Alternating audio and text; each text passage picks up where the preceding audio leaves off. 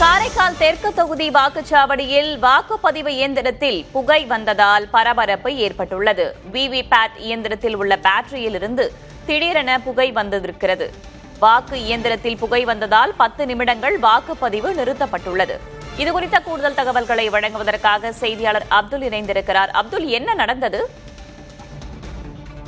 வேதவள்ளி, புதுச்சேரி மாநில சட்டமன்ற தேர்தலை முன்னிட்டு காரைக்கால் மாவட்டத்தில் உள்ள வாக்குச்சாவடிகளில் வாக்குப்பதிவு காலை 7 மணி முதல் தொடங்கி நடைபெற்று வரும் நிலையில் காரைக்கால் தெற்கு தொகுதிக்குட்பட்ட கோத்துக்குளம் அரசு பள்ளியில் அமைந்துள்ள வாக்குச்சாவடியில் உள்ள இந்த விவிபேட் இயந்திரத்தில் இருந்த பேட்டரியில் திடீரென்று புகை வந்ததால் பரபரப்பு ஏற்பட்டது. உடனடியாக தேர்தல் துறை அதிகாரிகள் மற்றும் தீயணைப்பு வீரர்கள் சம்பவ இடத்திற்கு வந்து இந்த விவிபேட் இயந்திரத்தில் இருந்த பேட்டரியை மாற்றி மீண்டும் வாக்குப்பதிவு தொடங்கியது. இந்த நிலையில் இந்த விவிபேட் இயந்திரத்தில் சிறிது நேரம் பழுது ஏற்பட்டதால் 10 நிமிடம் வாக்குப்பதிவு நிறுத்தப்பட்டது.